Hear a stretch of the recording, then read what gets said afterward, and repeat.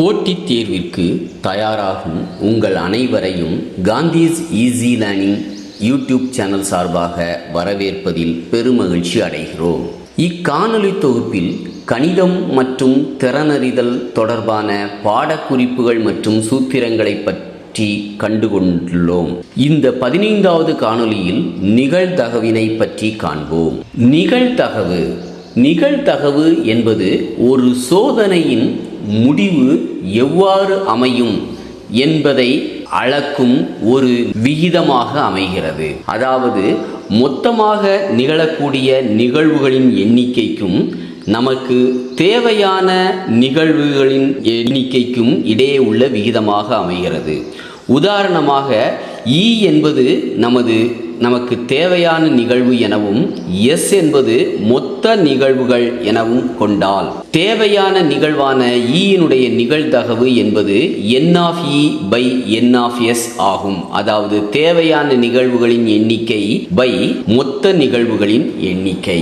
இங்கு நிகழ்தகவு என்பது எப்போதுமே 0 to 1 வரை மட்டுமே அமையும். அதாவது நிகழ்தகவின் மதிப்பானது குறை மதிப்பாக அமைவதில்லை, மேலும் ஒன்றை விட அதிகமாக அதாவது தகாபின்னமாக அமைவதில்லை. இதே போன்று ஒரு நிகழ்வானது உறுதியாக நிகழும் எனில் அந்நிகழ்ச்சியினுடைய நிகழ்தகவானது 1 ஆகும். ஏனெனில் இங்கு மொத்த நிகழ்வுகளின் எண்ணிக்கையும் தேவையான நிகழ்வுகளின் எண்ணிக்கையும் சமமாக அமையும். இதே போன்று ஒரு நிகழ்வானது மொத்தமே நிகழ்வதே இல்லை அல்லது அந்த நிகழ்வானது நிகழ்வதற்கு சாத்தியக்கூறுகளே இல்லை எனில் அத்தகைய நிகழ்ச்சியினுடைய நிகழ்தகவானது P(π)0 ஆகும். ஏனெனில் தேவையான நிகழ்வு நிகழ்வதில்லை. சாதாரணமாக ஒரு நிகழ்ச்சியினுடைய நிகழ்தகவு P(N)(E)/N(S) என்று குறிக்கிறோம். நிகழ்தகவு என்பது சாதகமான நிகழ்ச்சிகளின் எண்ணிக்கை பை மொத்த நிகழ்ச்சிகளின் எண்ணிக்கை ஆகும். எப்போதுமே நிகழ்தகவானது 0 1 இடையில் அமையும். மேலும் உறுதியான நிகழ்ச்சியினுடைய நிகழ்தகவு 1, நடக்க இயலாத நிகழ்ச்சியினுடைய நிகழ்தகவு 0. எப்போதுமே A என்பது ஒரு தேவையான நிகழ்வாக நாம் குறிக்கப்பட்டால் அந்நிகழ்வு தவிர மற்ற நிகழ்வுகளை A பார் என குறிக்கிறோம். ஆகவே எப்போதுமே P(A) + P(A) பார் 1 அமையும். அடுத்ததாக நாணயம், பகடை மற்றும் சீட்டுக்கட்டுகள் பற்றி அறிந்து கொள்வோம். சாதாரணமாக ஒரு நாணயம் எடுத்துக்கொண்டால் அதற்கு 2 பக்கங்கள் உண்டு. ஒன்றை தலை எனவும் மற்றொன்றை பூ எனவும் குறிப்பிடுவோம். ஆகவே இங்கு மொத்த நிகழ்வுகளின் எண்ணிக்கையானது 2 ஆகும். இதே போன்று ஒன்றிற்கு மேற்பட்ட நாணயங்கள் அமைந்தால், ஒருவேளை 2 நாணயங்கள் அமைந்தால் மொத்த நிகழ்வுகளின் எண்ணிக்கை 4, 3 நாணயங்கள் அமைந்தால் மொத்த நிகழ்வுகளின் எண்ணிக்கை 8. இதனை காண 2n என்ற சூத்திரத்தை பயன்படுத்துகிறோம். 2 நாணயங்கள் சுண்டப்படும் பொழுது நிகழ்தகவானது கூறுவழி HH, HT, TH, TT என 4 அமையும். இதே போன்று எத்தனை நாணயங்கள் சுண்டிவிடுகிறோமோ அதனை n என கொண்டால் மொத்த கூறுவெளிகளின் எண்ணிக்கையானது 2n ஆகும். இதே போன்று பகடை என்பது 6 முகங்களும் ஒரே மாதிரியாக இருக்குமாறு உள்ள ஒரு கனசதுரம் ஆகும். இங்கு ஒவ்வொரு பக்கத்திலும் அதனுடைய புள்ளிகளை குறிக்கின்றோம். ஒரு பக்கத்தில் 1, 2, 3, 4, 5, 6 என 6 பக்கங்களிலும் புள்ளிகள் குறிக்கப்பட்டிருக்கின்றன. ஆகவே ஒரு பகடையை உருட்டும் பொழுது மொத்த நிகழ்வுகளின் எண்ணிக்கையானது 6 அமையும். இதே போன்று 2 பகடைகள் உருட்டப்படுமானால் 6 × 6 36 ஆகும். 2ற்கு மேற்பட்ட பகடைகள் அதாவது n பகடைகள் உருட்டப்படுமாக இருந்தால் அதனுடைய கூறுவழிகளின் எண்ணிக்கையானது 6n ஆகும். இங்கு ஒரு நாணயம், ஒரு பகடை இரண்டும் சேர்ந்து உருட்டப்படுமானால் நாணயத்தின் ஒரு நாணயத்திற்கான நிகழ்வுகள் 2, ஒரு பகடைக்கான நிகழ்வுகள் 6. ஆகவே நாணயம் மற்றும் பகடையினுடைய மொத்த கூர்வழிக்கான 2x6 அல்லது 12 ஆகும்.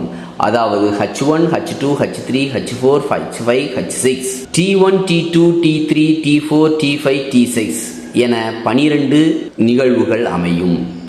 இதே போன்று ஒரு சீட்டுக்கட்டில் நமக்கு மொத்தமுள்ள 52 அட்டைகளை நாம் பின்வருமாறு பிரித்து கொள்ள வேண்டும். 4 பூக்களாக அமையும். அதாவது ஸ்பேட், கிளவர், டைமண்ட், ஹார்டின் என 4 பூக்களாக அமையும். ஒவ்வொரு பூவிலும் 13 என 4 பூக்களும் சேர்ந்து மொத்தமாக 52 கார்டுகள். இங்கு ஒவ்வொரு பூவிலும் பார்த்தால் 4 பட அட்டைகள், அதாவது பட அட்டைகள் என்பது A, jack, J, queen, Q, king, K, இந்த 4 பட அட்டைகள். அதே போன்று எண் அட்டைகள் என எடுத்தோமானால் 2 முதல் 10 வரை இருக்கக்கூடிய 9 அட்டைகள். ஆக ஒவ்வொரு பூவிலும் 13 அட்டைகளை 4 பட அட்டைகள், 9 எண் அட்டைகள் என பிரிக்கலாம். இதே போன்று 4 பூக்களில் 2 ஸ்பேட், கிளாவர் ஆகிய 2 கருப்பு எனவும், ஹார்டின் மற்றும் டைமண்ட் ஆகவே சிவப்பு எனவும் அழைக்கப்படுகின்றன. ஆகவே கருப்பு சீட்டுகள் 26, சிவப்பு சீட்டுகள் 26. இங்கு எண் அட்டைகளானது 4x9 36, பட அட்டைகளானது 4x4 16. இவ்வாறு ஒவ்வொரு சீட்டும் எவ்வகை சீட்டு என நாம் கண்டறிந்து கொள்ள வேண்டும். இதே போன்று ஆண்டு நாட்கள் நிகழ்தகவு. லீஃப் ஆண்டுகளில் 366 நாட்களும் சாதாரண ஆண்டுகளில் 365 நாட்களும் உள்ளன. லீஃப் ஆண்டில் பிப்ரவரி மாதத்தில் 29 நாட்களும் சாதாரண ஆண்டில் பிப்ரவரி மாதத்தில் 28 நாட்களும் அமையும். இங்கு வெள்ளிக்கிழமை 53 வெள்ளிக்கிழமை நிகழ்வதற்கு மொத்தமுள்ள 365 நாட்களாக இருந்தால், மொத்தமுள்ள 365 நாட்களில் 52 வாரங்கள் முழுமையடையும். மீதமுள்ள நாட்களை கணக்கிட்டு கொள்ள வேண்டும். ஒருவேளை அது சாதாரண ஆண்டாக இருந்தால் 365ஐ 7ஆல் வகுக்க மீதி 1. ஆகவே மீதமுள்ள ஒரு நாள் ஞாயிறு, திங்கள், செவ்வாய், புதன், வியாழன், வெள்ளி, சனி என்று 7 நாட்களில் ஒரு நாளாக அமையும். இங்கு நிகழ்தகவு 1/7. ஒருவேளை அது லீஃப் ஆண்டாக அமைந்தால் 366ஐ 7ஆல் வகுக்க மீதி 2 ஆகும். ஆகவே மீதமுள்ள 2 நாட்களில் ஞாயிறு திங்கள், திங்கள் செவ்வாய், செவ்வாய் புதன், புதன் வியாழன், வியாழன் வெள்ளி, வெள்ளி சனி, சனி ஞாயிறு என்று 7 நிகழ்வுகள் அமையும். இந்த எந்த கிழமையாக இருந்தாலும் இந்த 7 நிகழ்வுகளில் 2 முறை நிகழும். ஆகவே 53ஆவதாக வெள்ளிக்கிழமை வருவதாக இருந்தால் மொத்தமுள்ள 7 நிகழ்வுகளில் 2 நிகழ்வுகளில் அமைகிறது. ஆகவே 2/7.